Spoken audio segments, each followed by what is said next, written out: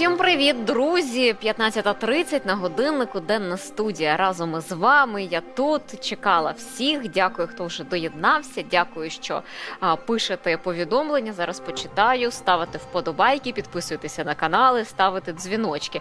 Особливо, мабуть, на початку це для тих, хто нас дивиться в записі і раптом потім задумається, що не поставив вподобайку і не підписався на канал, і дзвіночка нема, тому виправляйтеся.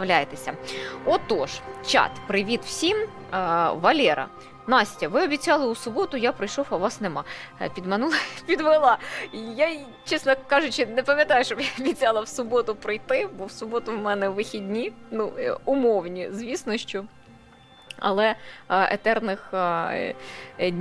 це не етерні дні, субота і неділя в мене, тому я могла обмовитися, чесно, в п'ятницю, сказавши, що буду завтра, а прийду насправді в понеділок. Тому вибачте оце так, що я підвела вас, запросила, якщо так сталося.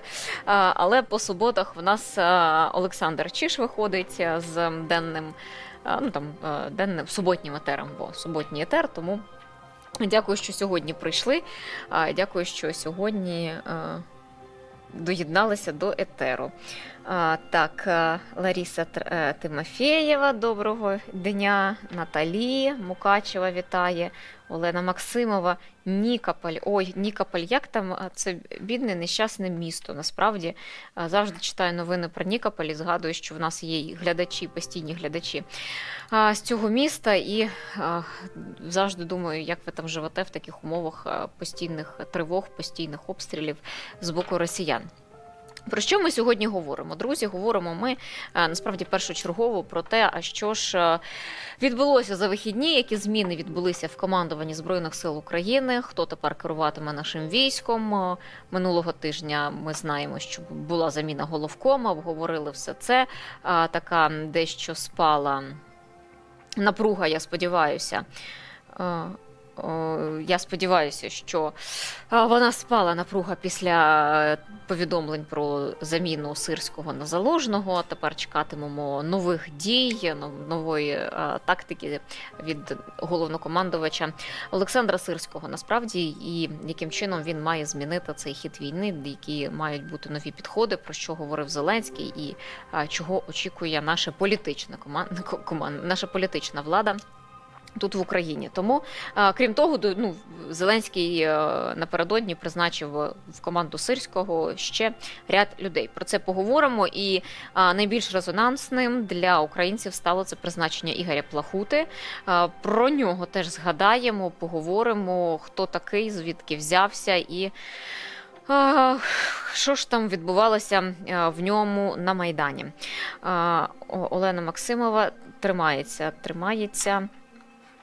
Нікополь. Добре. Тому про все це. Але, знаєте, заголовок він насправді такий звучить, що найбільша воєнна криза після лютого 2022 року. Це взагалі посил із статті видання Більд. Але опинившися в цій кризі, Україна так зараз з новим командуванням, яке і має вивести, по суті, Україну з цієї кризи. Чи все це від нас залежить, я не впевнена, але про все поступово будемо говорити. Друзі, спочатку донатимо на Збройні Сили України. Бачите QR-код на ваших екранах. Ми нарешті закрили збір минулого тижня на гільзу. Ми розігрували, господі, я вибачте, що тут заговорююся в понеділок. Зібрали збір, от я не знаю, чи ще розіграли, чесно, не бачила, це Рома має про це точно все розповісти. Але ми зібрали, нарешті, закрили збір, 500 тисяч гривень збирали, і в нас стояв лот на розіграш, це гільза з підписом Валерія Залужного. Тому цей збір ми закрили, нашим воїнам обов'язково допоможемо, там вже були звіти з попередніх зборів, те, що наша команда завдяки нашим глядачам допомагає нашим військовим.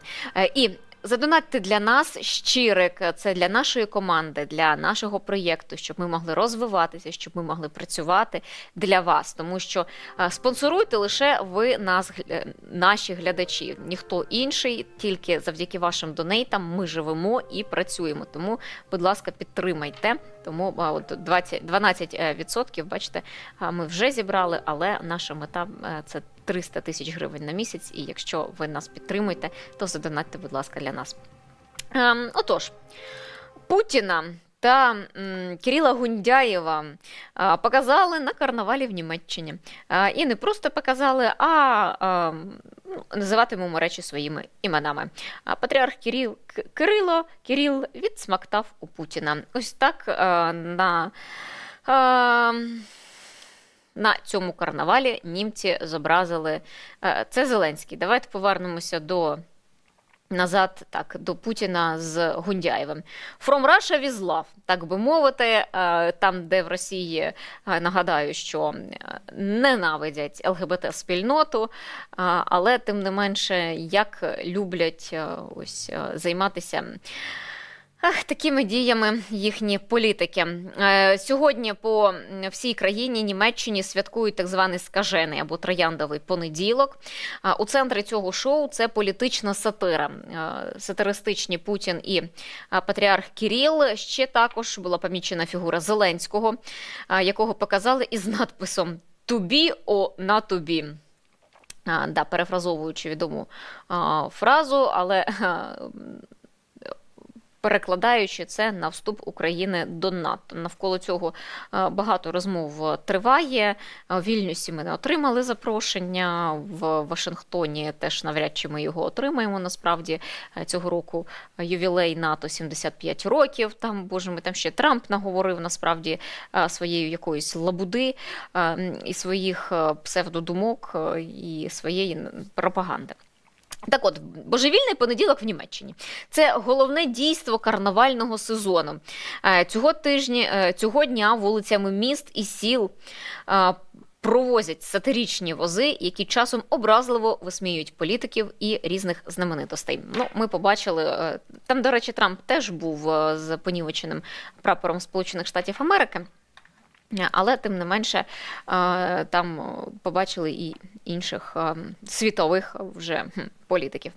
А наша Держприкордонслужба, друзі, вони вирішили трошечки постібатися, я б сказала, над тими ухилянтами, які намагаються перепливти річку Тису.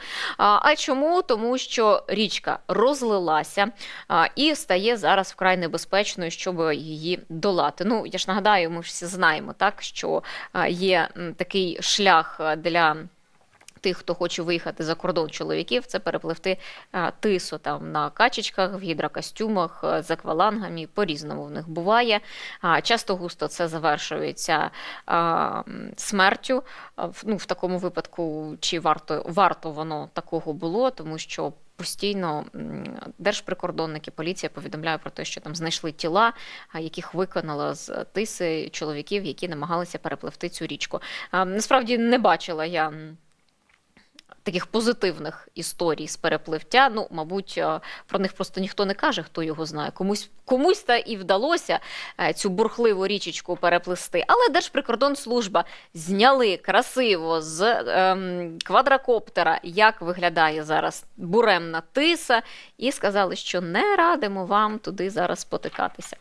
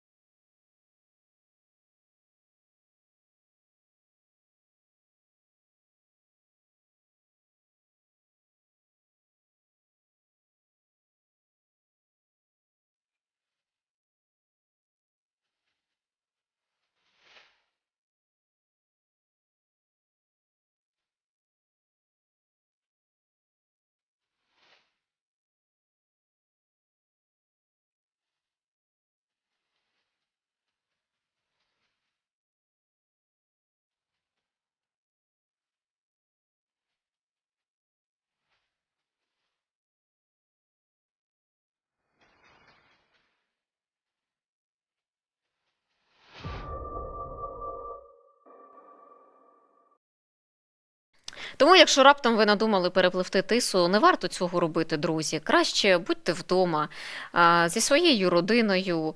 Ну, загинути на тисі чи піти в військкомат, я думаю, тут очевидно. Там хоч є шанси, а з тисою шансів взагалі дуже мало. Такий чорний гумор, можливо, від мене. Якщо зрозуміли, я і сама можу і не зрозуміти. Головне управління розвідки Міноборони України підтвердило, що старлінки таки з'явилися у росіян. Вони почали ними користуватися на передовій. Для підтвердження цього розвідка опублікувала перехоплення розмов російських окупантів. В головному управлінні кажуть, що термінали Starlink встановили, наприклад, у підрозділах 83-ї російської бригади, які наразі діють у районах Кліщіївки та Андріївки Донецької області. Давайте почуємо ці перемовини.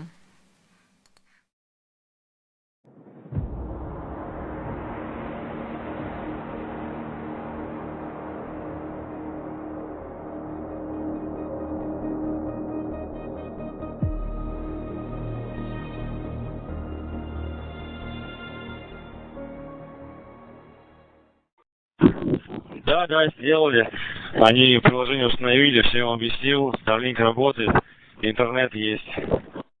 По мостам интернет есть? Да, по мостам есть.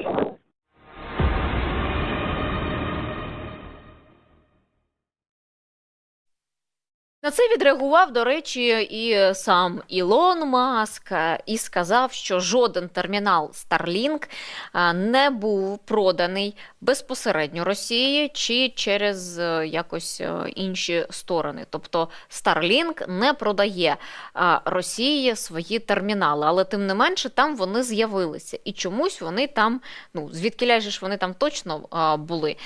Там перед цим писали на минулого тижня, що, мовляв, Об'єднані Арабські Емірати допомагають окупантам із старлінками, і через них саме вони передаються.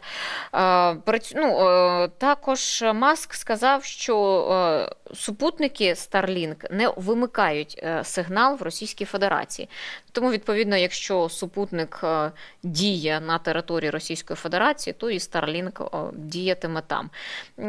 Хотілося б, звісно, щоб Ілон Маск трошки почав цим займатися, тому що таким чином він допомагає, його компанія допомагає росіянам продовжувати вторгнення в Україну, продовжувати вбивати українців, мирних українців, військових українців, продовжує допомагати знищувати наші міста.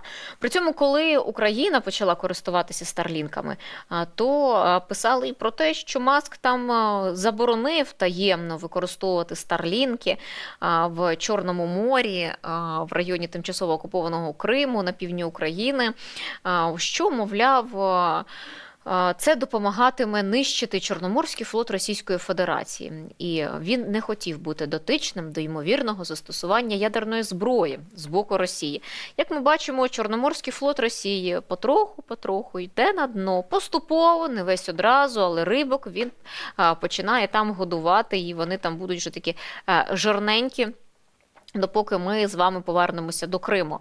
А ось ядерної бомби, ядерного удару від Росії так і не склалося. Десь там ці червоні лінії від Путіна, від Кремля, постійно вони зсуваються, в який бік не зрозуміло. Але тим не менше побоювання як Маска, так і, між іншим, наших партнерів. Тому що, давайте казати чесно про те, що наші партнери і в Європі, і в Сполучених Штатах, вони бояться, що Росія застосує ядерну зброю. Про це зараз не так часто говорять, але тим не менше, бачачи надання допомоги для України, ми бачимо, як нам не хочуть передавати далекобійну зброю, дозволяти застосовувати її по території Російської Федерації. Все це вкладається лише в одне, що вони бояться там конфронтації з Росією, що НАТО почне воювати з Росією. Там, до речі, сам Столтенберг заявив, що НАТО має готуватися до того, що можлива війна з Російською Федерацією. Ряд інших лідерів, здається, прем'єр Нідерландів теж заявляв про те, що абсолютно можлива пряма війна НАТО і Російської Федерації. І такі сценарії в НАТО насправді відпрацьовують, країни Балтії відпрацьовують, і Німеччина відпрацьовує. що може бути. Але знаєте, плани планами, а Росія візьме, прийде і там же всі плани покотяться коту під хвіст, тому що поки НАТО подумає, поки вони там сядуть, позасідають, поговорять, випишуть, то вже і пізно буде насправді. Тому що ну, не всі такі звитяжні, вибачте, як наші українці, які ну, ледве не голими руками з початку повномасштабного вторгнення йшли проти російських окупантів і зупиняли їх. Так, про ситуацію на фронті. То, до речі, Forbes пише, що Україна перекинула до Авдіївки одну зі своїх найкращих бригад, це 3-ю штурмову.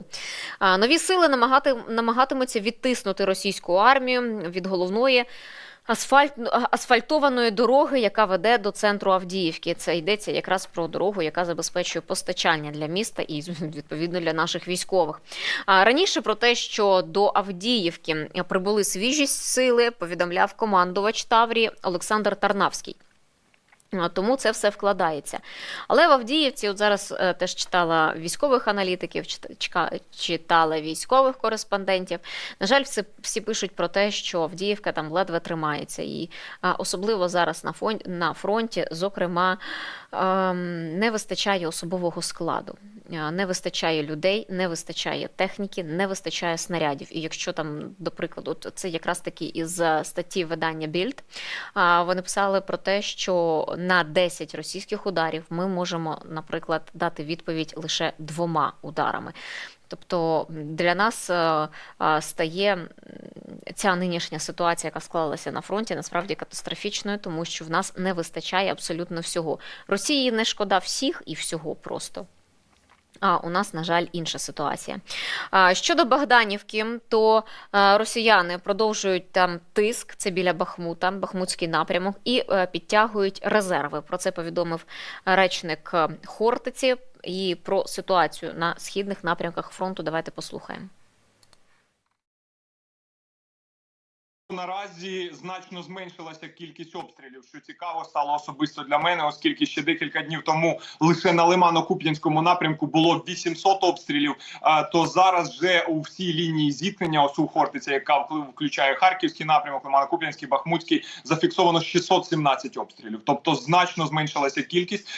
Ймовірно, це пов'язано також із поганою погодою, проте противник продовжує тиснути на Бахмутському напрямку, в напрямку поблизу населеного пункту Богданівка. Там він перекидує свої резерви, свої штурмові групи та тисне на наші позиції. Наші захисники тримаються, вживаються всі необхідні заходи по відбиттю атаки противника, підтягуються резерви та наноситься вогневе ураження по штурмовим групам противника. А знаєте, що веде росіян на фронт? Чому вони йдуть і хочуть вбивати українців? Ну, по-перше, там пропаганда, вона промила мізки всім, кому можливо. Там, до речі, мені завжди смішно, знаєте, спостерігати за мітингами їхніх дружин російських, які виходять щовихідних, і в них така мирна акція протесту. Вони вимагають від Кремля, від Мінтерору Російської Федерації, щоб повернули їхніх чоловіків додому з фронту, але при цьому вони ходять і кладуть завжди квіти до вічного вогню, там десь, до якогось постамента, навіть неважливо, і там білі хустинки цього разу вони вирішили вдягнути. Ось така в них акція протесту, з якої російські дружини виходять і кажуть: поверніть нам чоловіків. Чим це завершиться все? Та нічим насправді, тому що Кремлю абсолютно і російському командуванню плювати, повернуться їхні військові живими в пакетах, в різних пакетах, чи взагалі згниють в українській землі. Тому що вони їх вбивають. І російський окупант, один із тих, які потрапили в український полон, розказав про свою мотивацію, чому він вирішив піти на війну проти України. Вы добровольцем поехали? Контракт. А что, какая мотивация была? Мне просто жить негде было.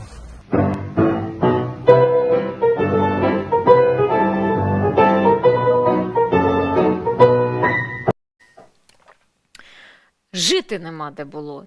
Тобто, в буквальному сенсі безхатько пішов воювати, тому що, ну, хоч щось. Зате тепер йому буде добре. На його утримання в Україні витрачатимуть 10 тисяч гривень.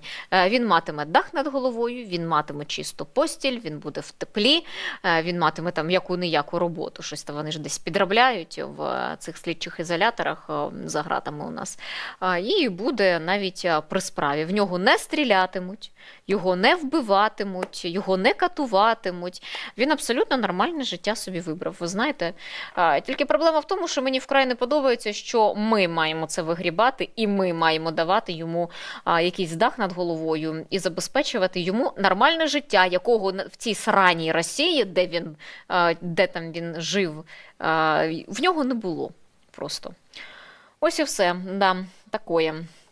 Ну, але їх, як правило, ведуть гроші, насправді, в російське військо, їм там обіцяють величезні суми, а як їхні родини потім часто густо радіють, отримавши нову ладу чи мільйони рублів компенсації за свого мертвого чоловіка. До речі, цікава історія сталася на Росії, якраз таки про компенсацію. Дружина там багато років прожила зі своїм чоловіком, і так він її задовбав вже, кацап-кацапку, що вона вирішила з ним розлучитися. Але поки тривав судовий процес розлучення, її чоловіка призвали до його, мобілізували, відправили на фронт, він там загинув. І буквально в ці дні суд виносить рішення, що він постановив розлучити цю пару. Як же ж вона була незадоволена? Це що ж, якщо ж розлучена, то за мертвого чоловіка ти компенсацію не отримаєш. А вони там щось близько 18-20 років разом прожили. Ну і що вона вирішила зробити? Вона подала в суд, ще раз, щоб це рішення скасувати. Це рішення було скасовано, і вона отримала свою компенсацію за ці всі нещасливі роки зі своїм чоловіком. А могла б просто раніше відправити його на війну в Україну і отримати гроші раніше, без всяких судових процесів. Жартую, звісно, але просто цинізм росіян, він зашкалює. І це говорить насправді про те, що вони живуть дуже погано. Ну, по-перше, коли ти просто дивишся все, що відбувається далі, ніж їхні там обласні центри, так, далі, ніж великі міста, то там люди не живуть, там люди існують. Але, на жаль, в цьому існуванні вони продовжують любити Путіна. І вірити в те, що Росія поміняється, стане якоюсь іншою, що вона розвалиться, що вона позбудеться своїх імперських думок, імперських бажань. Я в це не вірю, насправді, абсолютно ні. Ну, можливо, колись станеться, що деякі республіки, які зараз під контролем Російської Федерації, вони стануть незалежними, і вони відійдуть і стануть окремими країнами. Але я не вірю в те, що Росія абсолютно повністю може розвалитися, на жаль. Хотілося б танцювати на кістках Путіна десь на Червоній площі з українським прапором, і запиваючи це ігристим вином із Бахмута, чи то з Криму. Але, на жаль, я в це мало вірю. А от росіяни, продовжуючи обстрілювати територію України, вони ж постійно застосовують безпілотники «Шахеди». Деякі з них ми вдало, до речі, наш РЕП їх глушить, приземляє цілісінькими, і потім ми можемо, наші експерти, зрозуміло, що можуть їх вивчати. Розуміти, як працюють, розуміти, що з ними робити, як їм протидіяти. Але більшість все ж таки ми збиваємо. І наші мобільні групи працюють, і наша протиповітряна оборона працюють, і їх збивають. Але росіяни б'ють і по регіонам, які знаходяться, які розташовані близько до кордонів з іншими країнами. Так, прикордонна поліція Молдови заявила, що вони виявили у себе на своїй території, на території Молдови, уламки безпілотника «Шахед». Показали відповідні фотографії, ось так він виглядає. Уламки дрона впали у полі неподалік села Етулія. Місце падіння оточили, постраждалих, на щастя, немає, там просто він впав в полі і там людей та й нема. ризику або небезпеки для населення теж не було. Але це, знову ж таки, кажучи про те, як Росія використовує свої засоби ураження, безпілотники, ракети, які падають на території інших держав, а інші держави, знову ж таки, нічого не можуть зробити. Насправді, Молдова, по суті, і не може нічого зробити. Вона маленька країна з маленькою армією, і вони неодноразово заявляли про те, насправді, що Україна і є їхнім щитом, українська ППО і захищає Молдову, оскільки ця країна себе сама захистити не може. Хоча б могли б під шумок вже там з невизнаним Придністров'ям трошки розібратися. Але наші поліцейські, вибухотехніки показали, як вони знешкоджують бойову частину збитого над Миколаївщиною ворожого шахеда. Давайте подивимось.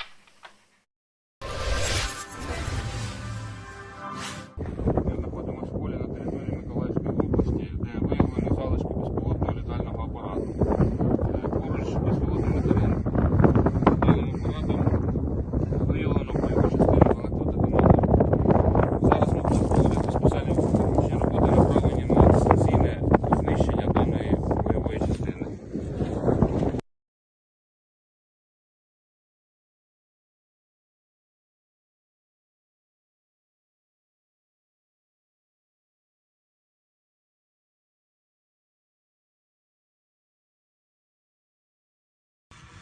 По команді.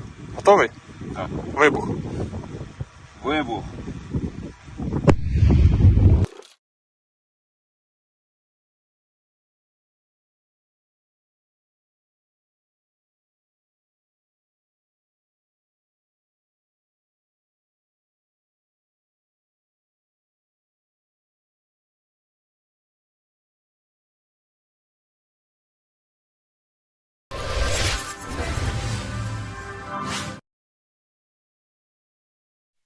Так наші військові знищують те, що залишається від російських безпілотників. Бойові частини, вони так і бувають. Так, Андрій питає, цікаво, сенс тримати Авдіївку, ризикуючи опинитися в оточенні, як у випадку з Дебальцевським котлом. Знаєте, я теж постійно думаю, в чому сенс, що ми продовжуємо тримати Авдіївку.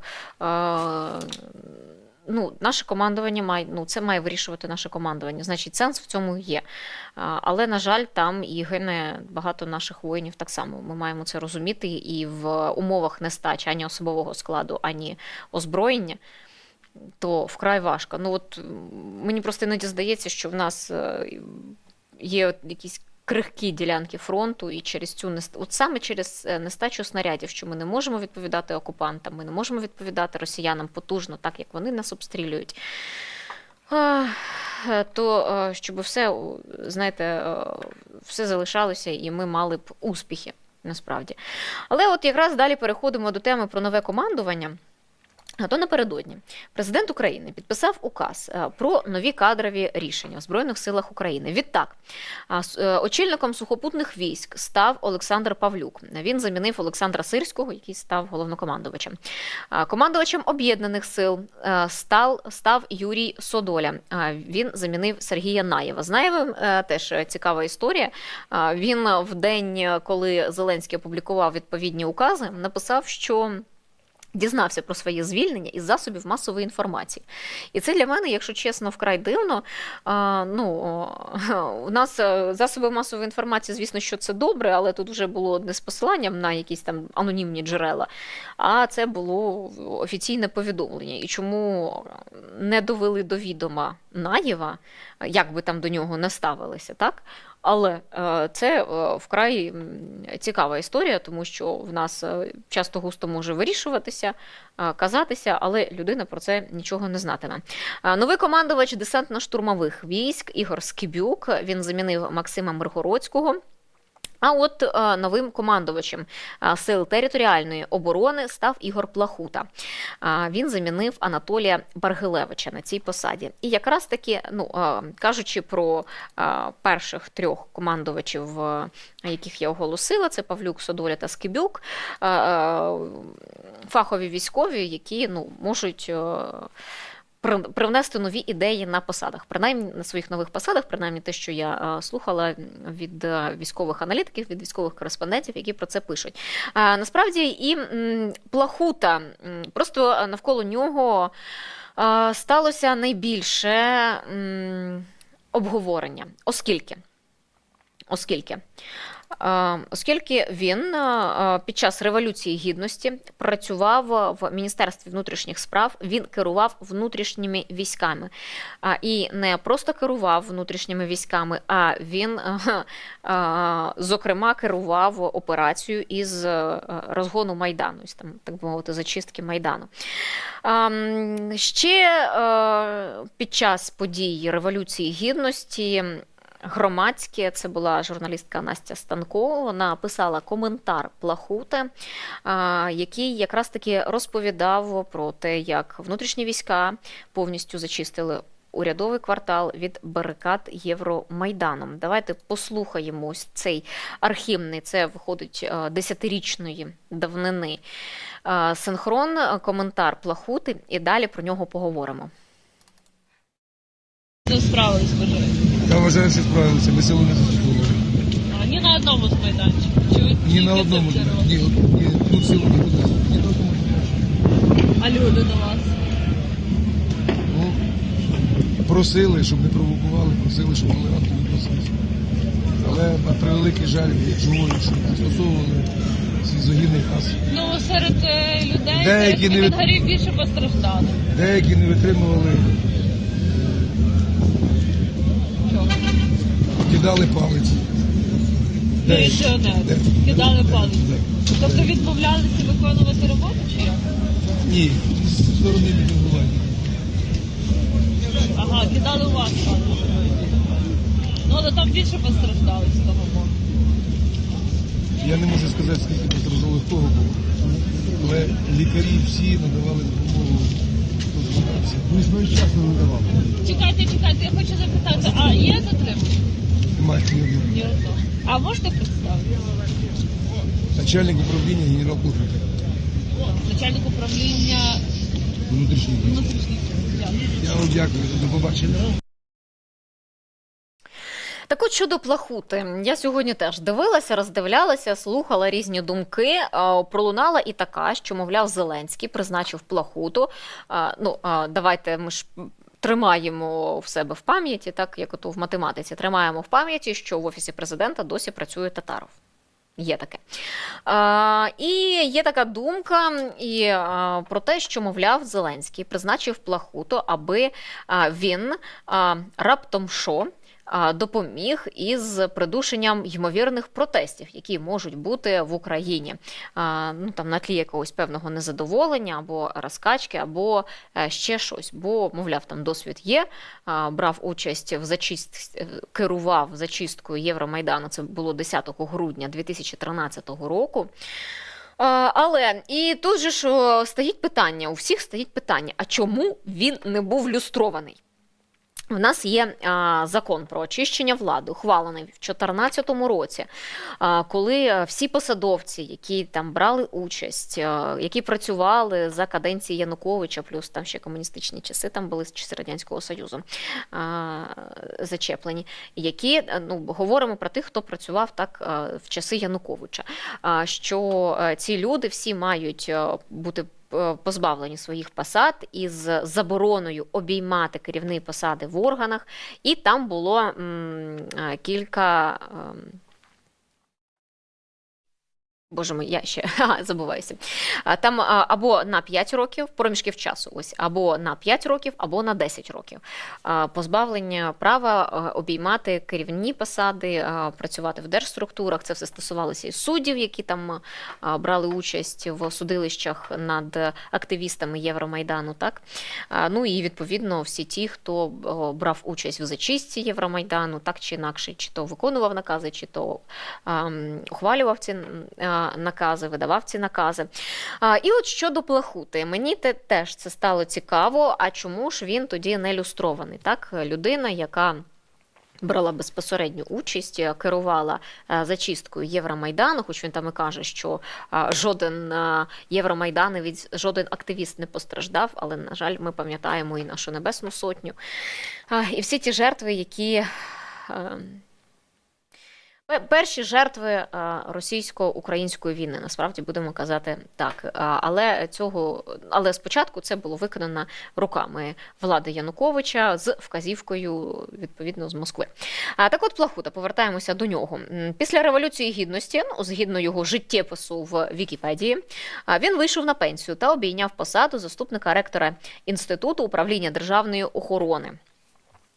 Він з 18 по 19 рік був відповідним заступником. Так от, що цікаво,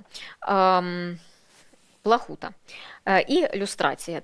Чи був він люстрований, чи не був він люстрований? Як такої відповіді я не отримала насправді, але почитавши трошки закон про очищення влади, як він називається офіційно, ми його називаємо законом про люстрацію, то Плахута, як людина, яка працювала в органах, то для цих людей, згідно з закону, якщо я все правильно зрозуміла, то він мав тільки 5 років не обіймати жодні керівні посади в органах. Тобто, будучи люстрованим, наприклад, з органів, в нас тоді ще міліція була, так? Ну, органів Міністерства внутрішніх справ, будемо казати. Поліція ж у нас трошки пізніше з'явилася, з Хатією Деканаїдзе, зокрема. То виходить, що 5 років минули. Знаєте, і коли я подивилася цей закон, трошки так я пробіглася по ньому, то насправді він був ухвалений в жовтні 2014 року. І виходить, що ті люди, які були люстровані, вони вже цього року, наприкінці цього року, зможуть наново обіймати посади. Є певні там, пам'ятаєте, і судові справи були, коли судді, які судили євромайданівців, вони через ті ж самі українські суди, демократичні українські суди, поновлювалися на своїх посадах, але тим не менше офіційно, от я на себе спіймала на цій думці, що ті люди, які 10 років тому брали участь, там трошки більше, так, плюс 10 років, окей, 10 років тому брали участь в розгоні Євромайдану, брали участь в вбивстві активістів на Майдані, судили активістів на Майдані, вони так чи інакше вже зможуть повернутися на посади, і це буде законно. Тобто закон про люстрацію, він її передбачає ось такі терміни, в які людина певний час не може обіймати ті чи інші посади. І знаєте, я теж задумалася, що таке 10 років для нас, тих людей, які застали ці події, так, і які пам'ятають все, що відбувалося, досі. Я зрозуміла, що вже аж 10 років минуло, чи тільки 10 років минуло. Тобто ці події, насправді, в нашій пам'яті, вони дуже живі. І за 10 років, чи забудеш ти це, чи простиш ти це, знаєте, це така більш філософська зараз в мене історія, знаєте, але я просто дійсно задумалася, що, по суті, 10 років – це ні про що. В людському житті, коли там тобі 30 років, а за 10 років тобі 40 років, і ти вже можеш повернутися там на якимось керівником певного державного органу, це невелике. Якщо там тобі 60 років і в 70 років, ти навряд чи вже повернешся, так? Але от якщо ми беремо людей там 30, навіть 40 років, які там на той час їм було, то 10 років насправді щось доробили. А для деяких це ж 5. Там є по пунктам все розписано, хто у кого, що стосується. Але я ж кажу, от якщо я висмикнула все це правильно і трактувала все це правильно, то Плахута, в принципі, він відбув своє покарання в вигляді люстрації. І, відповідно, тепер може обіймати будь-які посади в державних органах. Але що цікаво, ось ця думка, Зеленський його призначив, щоб розганяти ймовірні протести. І в мене з одного боку, якщо чесно, я думаю, що це брідово. Плахута все ж таки після того він воював, і його, я так розумію, не зненацька поставили. І військові аналітики закликають не надто розганяти цю історію і не надто закидати людині якісь певні обвинувачення, що він щось може робити. І територіальна оборона в нас зараз в складі Збройних сил України. Збройні сили України, от я не знаю, під час воєнного стану, якось я не вивчила це питання, чи можуть вони бути застосовані для там, придушення протестів, так? Ну, Міністерство внутрішніх справ, типу, цим займається Нацгвардія, це займається. Але я не думаю, що, особиста моя думка, я не думаю, що Плахуту призначив Зеленський саме для цієї мети. Територіальні сили оборони, насправді, як на мене, чи виконують, якби вони зараз в складі Збройних сил України, і просто вони так називаються, бо їхня мета спочатку була інакшою, що ти тут свою територію, начебто так захищаєш, там умовно Київ, там Чернігів, Суми, Закарпаття, Ужгород, можливо, сили територіальної оборони є усюди, і вони були створені. Але в мене тут промайнула і інша думка, якраз таки стосовно протестів. І вони так чи інакше в мене підв'язалися під війну, знаєте, друзі. Оскільки ми не можемо такими прям керувати поняттями, що, мовляв, там все воно прям дуже-дуже... Ой, ладно, я переб'ю себе, бо я хочу почитати ваші коментарі. Трошки... Зеленський хоча б смс-кою звільнив Наєва. Якщо серйозно, то це яскравий приклад того, як ставиться політичне керівництво до армії та людей, які, попри інфантильність влади, готували оборону України. F-16, рада, що ви тут. Так, чому дивно? Це вже було. Безсмертний довідався про своє призначення і звільнення із інтервалом у 3 місяці із ЗМІ. Да? А ментально чи він відбув? Тут Богдан Сенник. А ментально він відбув? Ось я про це і казала, знаєте, от про ментальність. 10 років вони вкрай швидко промайнули для всіх нас. Всі пам'ятають події Революції Гідності, всі пам'ятають розгін Майдану, всі пам'ятають протистояння, всі пам'ятають вбивства активістів. І от ментально, чи ми готові зараз допускати людей, які були люстровані, які були на посадах за часів Януковича? Зрозуміло, там частина втекла. Тих, які обіймали політичні посади здебільшого, так, вони всі повтікали, тому що їм ще і кримінальна відповідальність світила. І кримінальні справи вони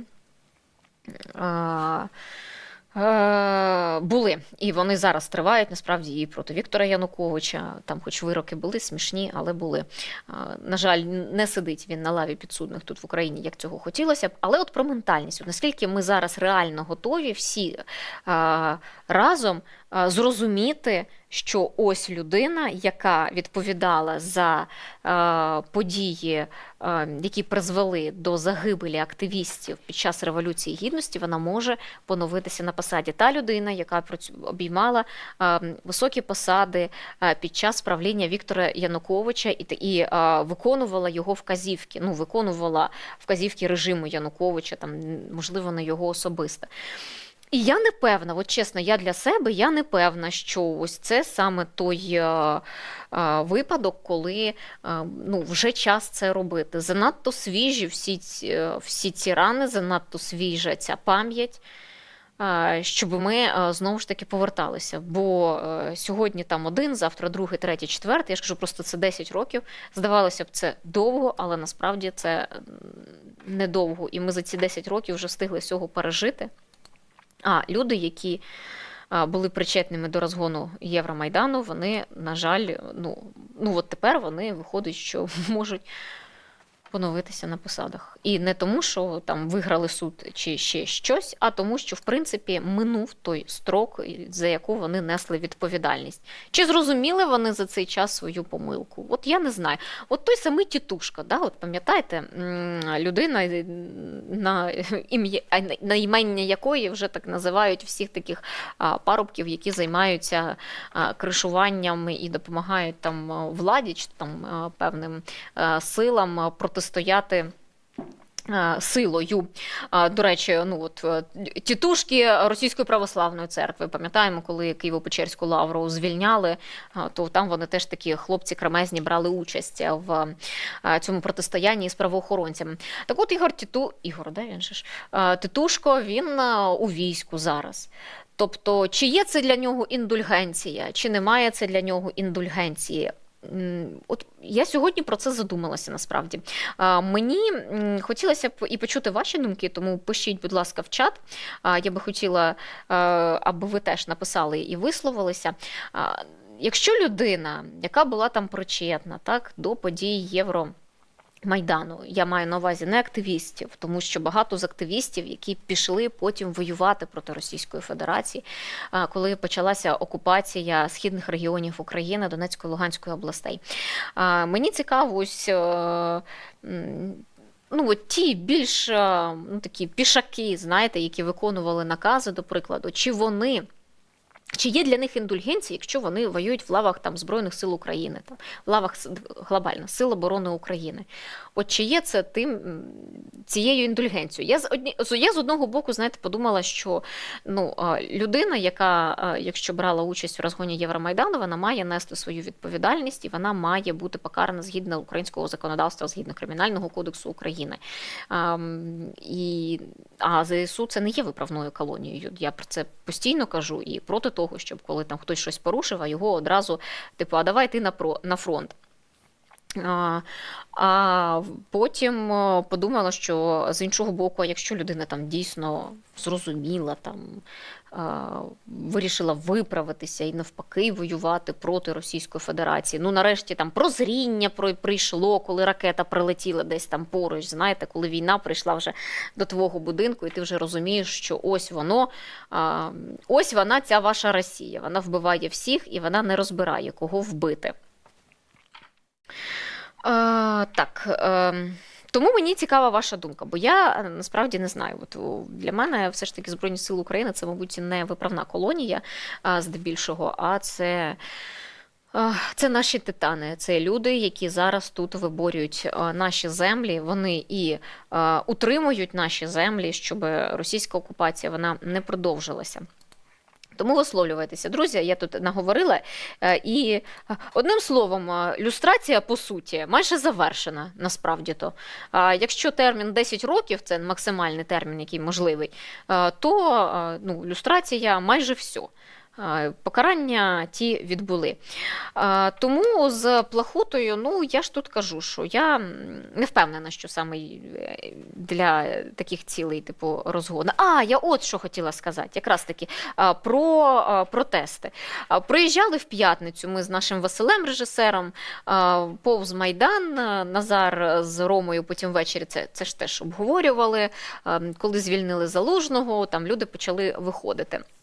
Небагато там зібралися, насправді, принаймні ми коли їхали, це було після 5-ї години, це було після 6-ї, мабуть, вже години, коли ми їхали повз Майдан, людей було небагато, але тим не менше, я зрозуміла для себе, що певні такі протестні настрої, певне таке невдоволення суспільства, воно виникає через те, що ми не маємо ще якогось прогресу на фронті. Я кажу, це неправильно так порівнювати насправді, тому що те, що роблять наші військові, і ми маємо їм допомагати. Принагідно нагадую, ми завжди збираємо для ЗСУ допомогу. Бачите QR-код на ваших екранах. Будь ласка, задонатьте в описі до нашої трансляції. Є, але люди, які там здебільшого проживають в тилу, вони там певною мірою втомлюються, так, і з'являються ось такі протестні настрої. Типу, в нас немає ніяких новин щодо звільнення наших територій, ми навпаки клаптик за клаптиком там десь втрачаємо наші території, тому що ведуться бойові дії, це не глобально, слава Богу, але ось такі, знаєте, як на Авдіївському напрямку, наприклад, коли росіяни потрошки не мають вони великих успіхів, але крок за кроком щось намагаються просуватися. А людям подавай хліба і зрелищ. От в мене таке враження складається. І якраз таки, коли ось цього хліба і зрелищ немає, тоді виходить політика. Тоді виходить що? Що політики, от як у нас і сталося, політики стали незадоволені військовим командуванням, через що потрібно було всіх поміняти. Всіх поміняли. Відповідно, це відбувається на суспільстві. Суспільство довіряє військовому командуванню і каже, ах ти політик, якого хрена ти це робиш, ми йому довіряємо. Але всім потрібен один результат, і всім потрібен результат – це Наша перемога. Є велика проблема через те, ну, на мою думку, через те, що на початку повномасштабного вторгнення всім доводили, що 2-3 тижні і все буде хорошо.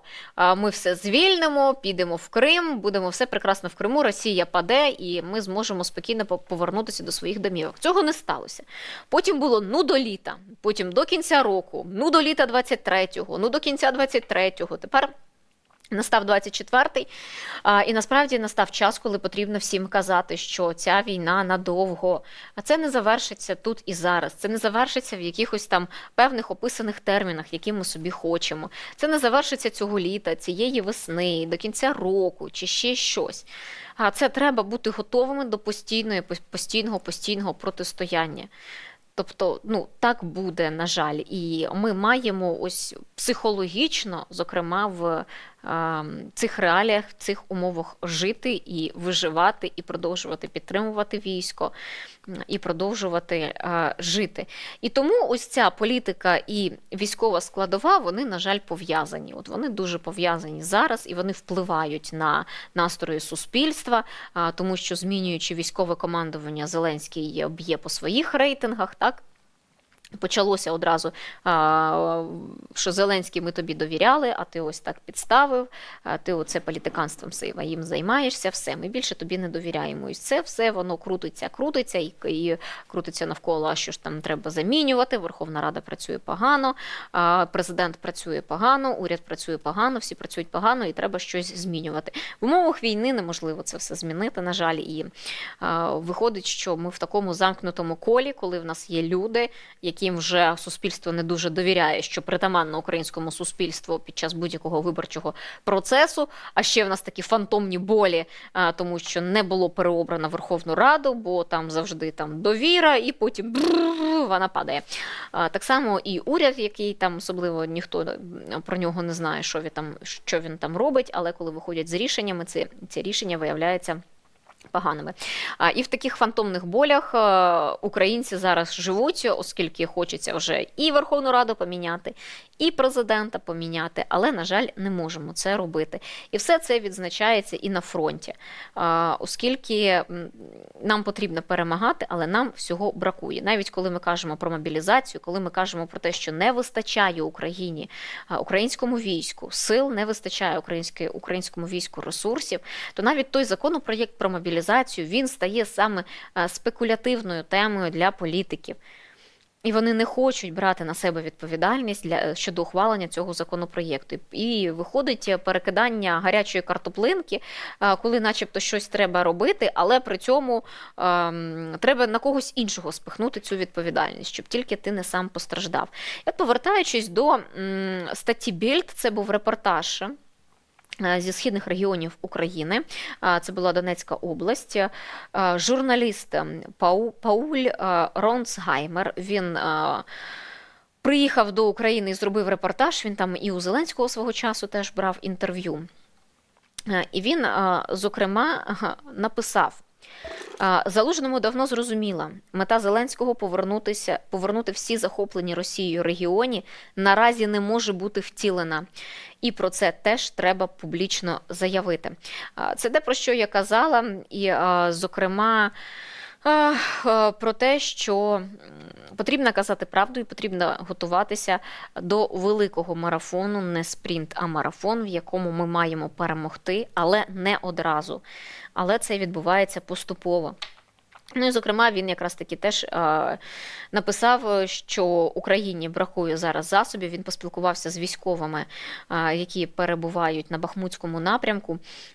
І один з них, от про те, що я казала, він заявив, що на 10 обстрілів російських ми можемо відповісти лише 2. На жаль, цей журналіст німецький констатує, що перевага наразі на боці росіян. Я не можу сказати там про певну велику перевагу на боці росіян, так, оскільки вони не мають великого прогресу в своїх окупаційних діях, вони застрягають на нашій обороні, наша оборона сформована, вона міцна, але вона теж не вічна. Це теж ми маємо розуміти. Як колись ми мали відступати в 23-му році, так, на початку 23-го десь року від Бахмута, так і, можливо, нам доведеться відступати від Авдіївки. Зараз, згідно з даними Forbes, туди було підкріплення в вигляді 3-ї штурмової бригади, але так чи інакше це може статися. І от самі військові на передовій, в цій статті йдеться, що коли це буде потрібно вирішити, колись це потрібно буде вирішити політично, тому що ми не можемо перестріляти кожного росіянина. На жаль, так, на жаль, не можемо. Тому і перед українським командуванням на даний момент, перед новим українським командуванням стоїть надскладна задача – це вийти з цієї кризи. Вона сформована не тільки всередині України насправді, вона сформована ще і підтримкою з боку наших партнерів, зокрема і Сполучених Штатів Америки, які ніяк не можуть нам надати ту підтримку. В неділю напередодні Сенат США подолав останню критичну процедуру, яка б перешкоджала шляху до ухвалення Палатою Конгресу пакета допомоги Україні, Ізраїлю та Тайваню на загальну суму 95 мільярдів доларів. Це уможливлює остаточне ухвалення в Сенаті найближчими днями. Між цими це були дебати. Проголосовано, що далі можна голосувати за цей законопроєкт, і мінімум 30 годин має, що цікаво, так, мінімум 30 годин має минути між цими голосуваннями. Ну, так би мовити, час на подумати. І тому вже цього тижня точно стане зрозуміло, Сенат проголосує чи Сенат не проголосує цей законопроєкт, але тим не менше зараз на кожному кроці ми бачимо хорошу підтримку. Коли потрібно 51 голос, віддають сенатори 67. Але є ще Палата представників, в якій рулить група трампістів. І не виключено, що він може вплинути на результати голосування, тому що Трамп вже заявив, що не потрібно підтримувати зовнішню допомогу, а треба це давати в вигляді позик, щоб потім всі ці гроші вертали. Ну, Трамп зараз на передвиборчій кампанії, він хоче стати кандидатом в президенти від республіканської партії. І зараз багато популістичних речей він каже. Зокрема, і про НАТО, що спонукатиме Росію нападати на країни Європейського Союзу, бо ті не платять, мовляв, достатньо в НАТО. Ну, одним словом, там ще те несеться в Сполучених Штатах. Але шанс на ухвалення цієї допомоги є. Постійно читаю Оксану Маркарову, нашу амбасадорку в Сполучених Штатах Америки, і вона поки що, я б сказала, вона стримано позитивна. Ось так. Висрався ще і Орбан, друзі, тому що він заявив, що Україну треба залишити, так би мовити, буферною зоною між Росією і Заходом, надавши певні безпекові гарантії, але при цьому не приймаючи Україну в Європейський Союз та НАТО. Він каже, що подобається, процитую, ладно. Подобається це вам чи ні? Подобається це українцям чи ні? Україна на мапі там, де вона є. Найкраща перспектива, щоб вона була буферною зоною між Росією і Заходом. Звісно, з безпековими гарантіями. Якщо це не допоможе, Україна втрачатиме території. Росія буде знову руйнувати Україну. Росія ніколи не змириться з тим, щоб на її кордонах з'явився такий член ЄС і НАТО, як Україна. Ніколи. Я не знаю, чому йому так не зарадила Україна і чому саме він України так боїться, тому що в Росії є і інші кордони, і кордони з країнами НАТО, зокрема, друзі. Але Україна стає темою спекуляцій. Буферна зона, знаєте, по суті, Україна весь цей час, беремо останні там трошки більше 30 років, і є цією буферною зоною між Росією і країнами Заходу. Тому що нас весь цей час не беруть там ні в Європейський Союз, ні в НАТО. Причини і внутрішні є, і зовнішні причини в цьому є. З ними ми не будемо розбиратися. Але ми, по суті, і є цією буферною зоною. Але хоче Росія того чи не хоче Орбан цього чи не хоче, Україна не може залишатися буферною зоною. Вона не може залишатися такою сірою зоною, щоб Брюссель чи пак Будапешт в даному випадку собі спокійно спав, ні про що не думав, і Росія була десь там далеко. Ні, так не буває. Це перекладання відповідальності. Ну і так само це перекладання відповідальності звучить і в словах Орбана, коли він каже про буферну зону у вигляді України.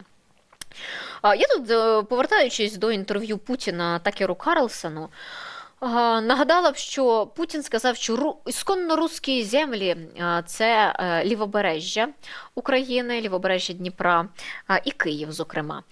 Тобто окреслена його мета. Що він хоче? Він хоче повністю відтяпати собі весь лівий берег Дніпра української території і забрати собі Київ. Тому що столиця, тому що потрібно, так? І тоді Росія ще ближче буде до, якщо такий сценарій Путіна виявиться виконаним, то Росія буде ще ближче до країн НАТО, до країн Європейського Союзу. А потім Росія піде далі, накопичить сили і стане ще ближче. І коли навіть сам Орбан каже, що раз по разу Росія знищуватиме Україну і руйнуватиме Україну, відповідно захоплювати ці руїни, так? То це ставатиме все ближче, ближче і ближче до самого ж таки Будапешта. А там вже як пощастить. Орбан та з Путіним ще, може, і домовляться про щось. А от Польща, Словаччина навряд чи домовляться про все це.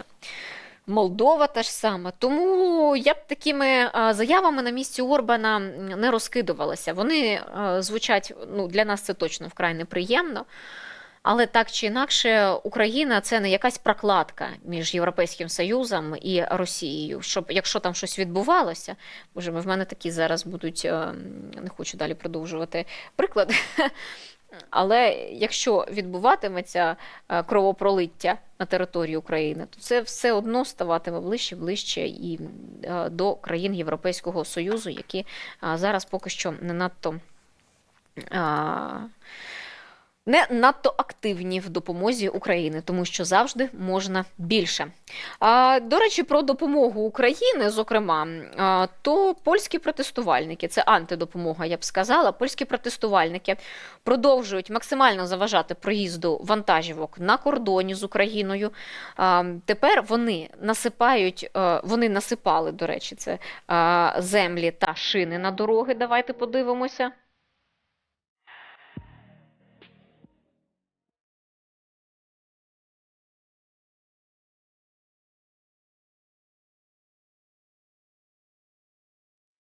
Коротше, розвернулися ми всі в сторону хати. Приїхала поліція. Поліція розводить руками. Таке тільки відібрали дані, особливо нічого. Щоб ви собі розуміли, людині взяли болгарку на батарейці і хотіли просто вирізати люка, зірвали пломбу і висипали пшеницю. Получається, з кожного самохода як мінімум висипалось десь, напевне, по тони 3, то точно. Ось такі в нас, друзі, поляки. Чесно, неочікувано для мене. Але факт є факт. А для чого то ви робите? Не нагрівай, курва. Не нагрівай. Та ніхто не нагрівай, курва. Пал машина і уход на Литву, і всі йдете.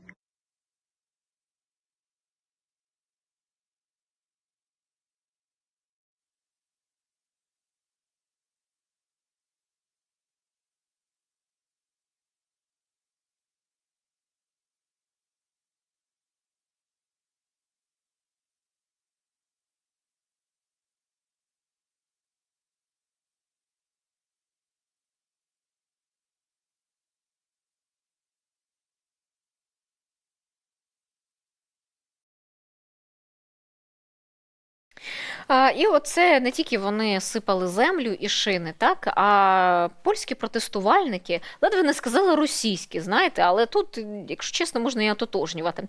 То польські протестувальники почали відкривати фури. Давай ще раз, Ілля, покажемо це відео, я хочу просто це все прокоментувати ще.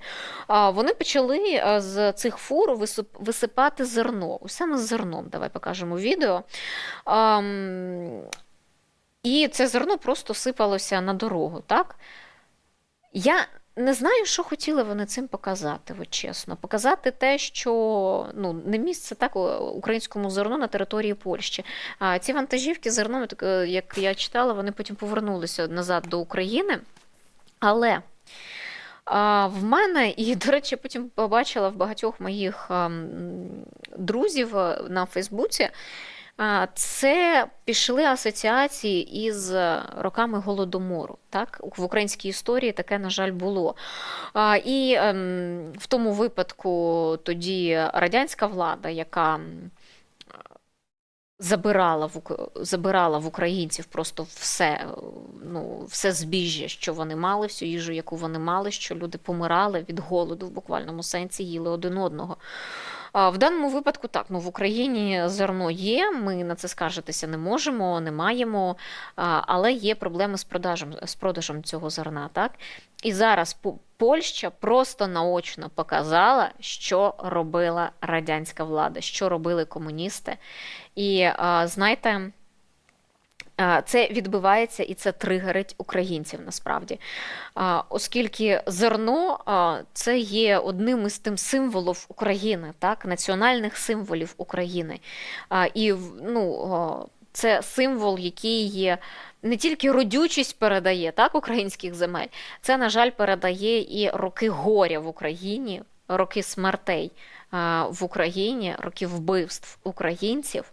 І коли ти бачиш, коли сипеться зерно, то якось воно автоматично такі асоціації приходять. І я просто знаю і багато тих знайомих, які розповідали. І це відбувається, в принципі, на українській нації, що багато сімей, які дуже стежать за тим, щоб хліб не викидався. Тому що це ось є тією цінністю, яка зберіглася в нашому, я не знаю, генетичному коді, мабуть, з 30-х років минулого століття, коли забирали все зерно, яке мали українці, то радянська влада забирала і залишала всіх голодними. І тепер це шана така, це шана до хлібу, до того, що його не можна викидати в будь-якому разі. Навіть якщо засох, я навіть пам'ятаю там у себе в своїй родині, що віддаєш там голубам поїсти, пташкам поїсти, тобто розкидуєш, і так часто донині можна це зустріти. Поляки просто наочно показали, як вони ставляться до дорогоцінного українського зерна. Не по вартості, а по цих сенсах, які воно несе. Полякам цього не зрозуміти. Мабуть, на щастя, не зрозуміти. Але поліція Польщі відкрила справу проти протестувальників, які висипали зерно на землю. Це було на прикордонному переході Дорогуськ, де повідомили, комісарка Єва Чіш із Головного управління муніципальної поліції в Хелмі повідомила, що після оформлення до Польщі виїхали 3 вантажівки з водіями-громадянами України. Учасники протесту не пропустили транспорт далі, в якийсь момент відкрили причепи, внаслідок чого на дорогу висипалося зерно. Водії повернули в бік України. Правоохоронці з'ясовують подробиці інциденту і проводять перевірку та встановлюють особи учасників. При цьому наша дипломатія теж вже на це відреагувала і вимагає від правоохоронних органів Польщі розслідування. Тим часом Польща оголосила про початок ретельних перевірок усього українського зерна. Відповідне розпорядження дав заступник міністра сільського господарства і продовольства Польщі. Сьогодні мають піти чіткі інструкції, що перевірятиметься все зерно, яке пломбується, яке йде на експорт, яке є тільки транзитним зерном. За його словами, Київ часто відправляє транзитом через Польщу зерно, яке не відповідає європейським стандартам якості. І на 99% воно повернеться до Польщі, але вже як європейське зерно. В польському міністерстві сказали про це. Але знаєте, поляки при цьому, вони протестують проти українського зерна, так, але забувають, що там велику користь приносять українські біженці полякам. Відтак, завдяки українським біженцям, за наступні 5 років економіка Польщі зросте на 2%. Про це заявив заступник держсекретаря Міністерства внутрішньої політики і адміністрації Польщі Мацей Дущик. Рівень працевлаштування українських біженців в Польщі є найвищим серед усього Європейського Союзу, а також найвищим серед усіх країн, що входять до Організації економічного співробітництва та розвитку. У Польщі відсоток зайнятості українців становить близько 70%, коли в Німеччині він не доходить і до 30%. Українські біженці за весь час перебування в Польщі заплатили втричі більше податків, ніж Польща витратила на них же. Тому їм би страждати від України, коли навпаки вони не приховують того, що завдяки українцям їхня економіка зростає, завдяки українцям їхній ринок праці став живим, що позакривалися багато вакансій на багато позицій. Тому Польща, це знову ж таки політичні всі спекуляції. І наостанок Пашинський. Пашинському оголосили про підозру. Я пропоную послухати деталі від Служби безпеки України цієї справи. Сергій Пашинський – це колишній народний депутат України попереднього скликання.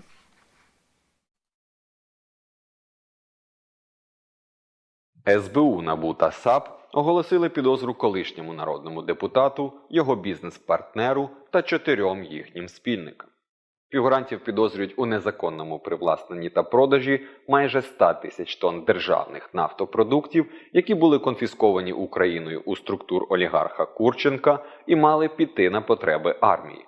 У результаті цих оборудок, які були здійснені у 2014-2017 роках, держбюджет недоотримав майже 1 мільярд гривень. Підозра була оголошена за статтями 191 та 255 Кримінального кодексу України. Екс-нардеп публічно заперечував дружбу зі своїм бізнес-партнером, який був власником компанії, що була залучена до злочинної схеми. Але, як свідчать зібрані докази, фігуранти активно спілкувалися. Ваш друг, ви можете в нього просто запитати, що відбувається. Я нічого не питаю в друзів. Я народний депутат України.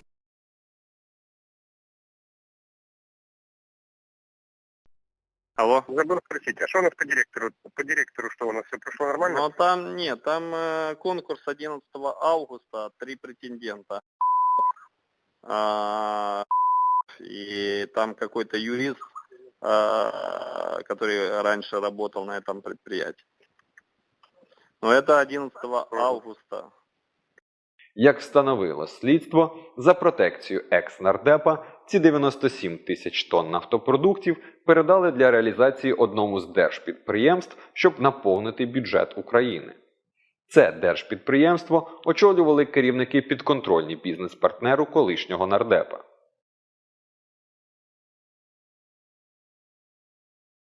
Говорил я только что с Демчишиным, он говорит, чтобы там и волки целые, говорит, исполняющим обязанностям. Я его свильнил, но оставил исполняющим обязанностям. Ну хорошо. То, что я понимаю, что, говорит, надо все закончить.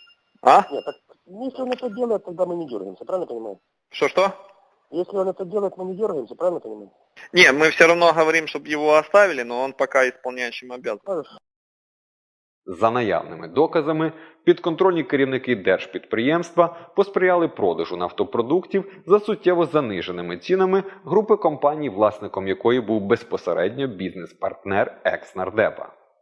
За даними слідства, незаконно привласнені майже 100 тисяч тонн нафтопродуктів реалізовувались на заправках компанії, що належала бізнес-партнеру екс-нардепа та в інших мережевих АЗС, а отриманий дохід концентрувався у бенефіціарів схеми.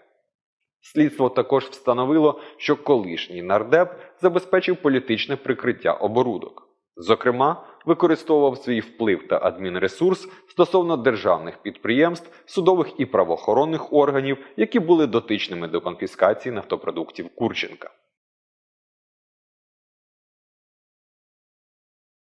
Владимирович, а там можно то, что ускорится? Просто там следователь вообще пассивную роль занимает вообще следователь. Какой следователь? Там же арестовали эти нефтепродукты контрабандные. И сейчас в суд надо документы подавать. А у него такая пассивная... Говорил, они должны были получить команду. Все. Там должна была быть совместное решение по контрабанде Да. Генпрокуратуры и МВД. Я вам обіцяю, що буквально завтра я підготую депутатське звернення. Якщо це правда, це однозначно потребує реакції правоохоронних органів.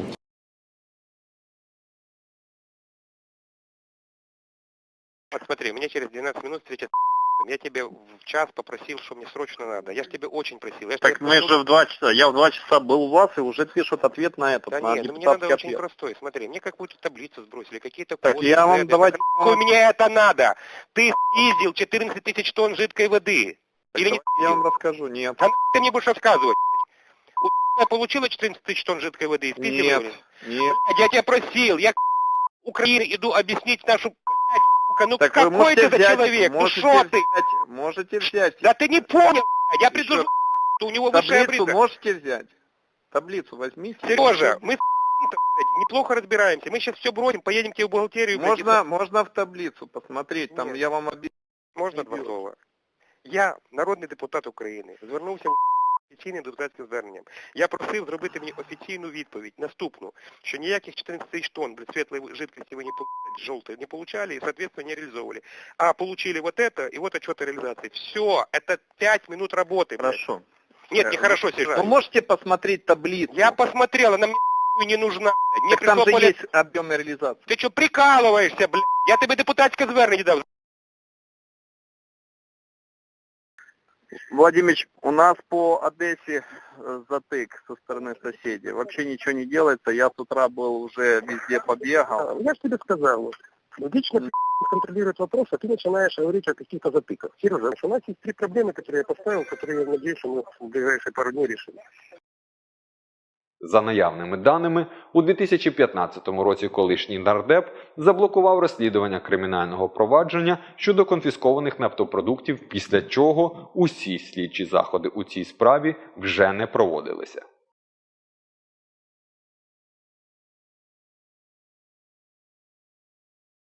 Ну что, дорогой друг, да вы В смысле? Ты что, не знаешь, нет? Нет. Сегодня Печерский суд по позову Генпрокуратуры арештовал все твои рахунки, все нефтепродукты, все компании и дальше по тексту. Это конечно. И украл ты всего-то навсего 403 миллиона гривен. Обалдеть. Что-то мы рано расслабились. Угу.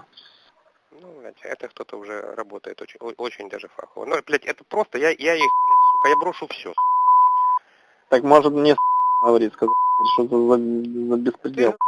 И пусть он тебе делает с каким-то, блядь, замом генерального прокурора, который это сделал. Для створення видимості, що арештовані нафтопродукти передані для потреб Міністерства оборони, вказане держпідприємство здійснювало відповідні поставки на комерційній основі, за які Міноборони розрахувалося у повному обсязі. Але Міноборони отримало всього 1,6% із так званих нафтопродуктів Курченка. Все решта – це були нафтопродукти, закуплені у тієї ж приватної компанії, яка, в свою чергу, закуповувала їх у РФ та Білорусі. У цей же час фігуранти реалізували таку ж номенклатуру товару на власну приватну компанію за ціною вдвічі дешевше, ніж на Збройні сили. У 2020 році суд ухвалив рішення про спеціальну конфіскацію на користь держави вищезгаданих нафтопродуктів і грошових коштів, отриманих від їх реалізації. Однак, весь обсяг нафтопродуктів і всі виручені від їх реалізації кошти були на той час уже привласнені учасниками злочинної організації, а державний бюджет отримав збитки у розмірі щонайменше 967 мільйонів гривень. Досудове розслідування триває, зловмисникам загрожує до 12 років позбавлення волі.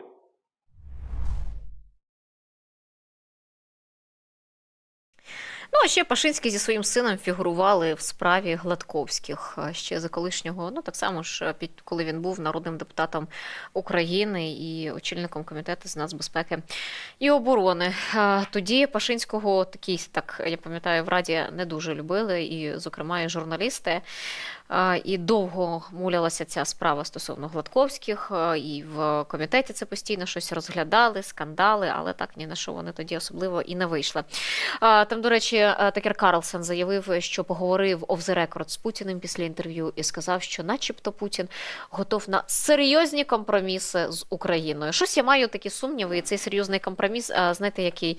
Ви нам регіони, які ми собі там записали в свою конституцію, ну, а ви собі Київ залишаєте, щось десь так. Але все це тимчасово. Дурня дурньой. Друзі, допомагаємо Збройним силам України. Будь ласка, донатьте на ЗСУ. В нас є наш фонд, на який ми також збираємо гроші. Я бачу, що ви понакидували за час етеру. Дякую, що ви це робите. Дякую, що підтримуєте Збройні сили. Підтримайте, будь ласка, і наш проєкт. В першу чергу вподобайкою, будь ласка. Це безкоштовна підтримка. Підписка, дзвіночок, щоб не прогавити наші етери. Сьогодні о 19-й ще буде вечірня студія. Ну і, будь ласка, підтримайте нас фінансово. Щирик від наших глядачів. Слухайте, завдяки вам ми продовжуємо працювати, завдяки вам ми розвиваємося, ми постійно щось придумаємо, вигадуємо, щось нове намагаємося робити на тих силах, які в нас є, тому підтримайте нас, будь ласка. Всі реквізити ще є в описі до нашої трансляції.